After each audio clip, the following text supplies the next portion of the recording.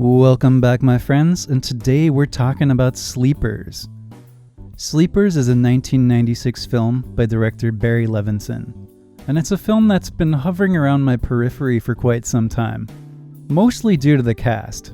I love me some Kevin Bacon, I love me some Brad Pitt, and I especially love me some Robert DeNiro before he started making bad comedies where he plays a caricature of himself. Come on, Bob, you're one of the greatest of all time. You're better than this. You're so much better than this. But we're not here today to talk about pointless schlock. Or maybe we are. It depends on your subjectivity. Sleepers is somewhat forgotten, and it had a mixed critical reception when it was released. Also partially due to the pretty well-established fact that the quote-unquote true story it claims to present has been found out to be fiction. I'll get to that later, because it does bring up an interesting question for me. But for now, let's talk about the plot. Let's lay this out. Sleepers is about a group of boys growing up in Hell's Kitchen, New York, in the 1960s. It was the 60s, right, Jimmy? Can we check that? Okay, great. Yes. Awesome. The 60s. So it follows their youthful misadventures as they learn about life, flirt with girls, and just generally get into trouble. It's a classic setup for a Bildungsroman, or coming-of-age story. Now, I did not know what the film was about going in, and I think that's the way to approach it if you're gonna watch it. So, spoilers from here on out, so long as you know it deals with some fairly explicit themes concerning trauma. I'll wait if you want to go watch it. Go ahead. How's it going, Jimmy? Oh yeah? How's the wife? Fantastic, man. Glad to hear it. Alright, everybody back from watching the movie? Fantastic. I'm sure you just watched it. Let's continue. As you've seen, it all comes to a screeching halt when they accidentally kill a guy and get sent to a reformatory. In this reformatory, the school for boys, they are brutally beaten and sexually abused by Kevin Bacon and his prison guard buddies for a year. The film then flashes forward to adulthood, and the second half is, I have to say, an overly complex, somewhat ludicrous setup for a court case to expose the whole ring of corruption that took place so long ago. The first half is definitely the strongest part, but I still did enjoy the second half, and I really enjoyed the film for a few reasons. One is the performances. Everyone is great in this movie. The child actors are really natural and believable, and that's a big selling point if you have a movie with kids in it. Sometimes it can be terrible. But you also get to see a young Brad Pitt who is just starting to ride the wave of his soon-to-be ridiculous fame. Dustin Hoffman shows up as a stuttering alcoholic attorney, and Robert DeNiro and Kevin Bacon especially steal the show as the basketball-loving priest and horrible monster, respectively.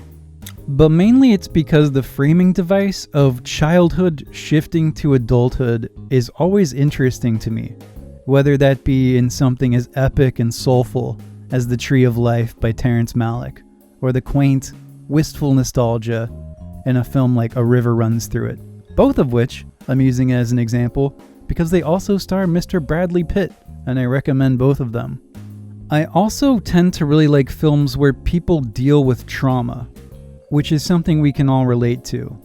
We all have our trauma, after all, be it big or small, and the ways we enact or suppress these traumas defines our adult personalities. Now, this is where I differ from a lot of critics, because I read that many people found this element to be ill-handled in the film, like using child abuse as an easy mechanism for audience manipulation. And I can see where they're coming from, to be honest. But sometimes I'm okay being manipulated by a movie. And in Sleepers, I found the portrayal of brutality and its residual effects to be really effective. Maybe child abuse is just naturally an easy target for eliciting sympathies, but that's because it's child abuse. It's horrific and monstrous, but it's also an unfortunate part of our reality, so I don't know, you guys. I don't know. It's a thin line to walk, I think, when you make art about it. And whether it's tasteful or not is gonna come down to your specific taste. Another interesting conversation to round this out, I think, comes from a specific question that this film brings up for me. And that question is art devalued when it's purported to be based on a true story, but then turns out not to be? And generally, I think that's going to depend, right? I think time tells the tale, though, especially for Sleepers. I didn't even know it was based on a quote-unquote true story until the end credits.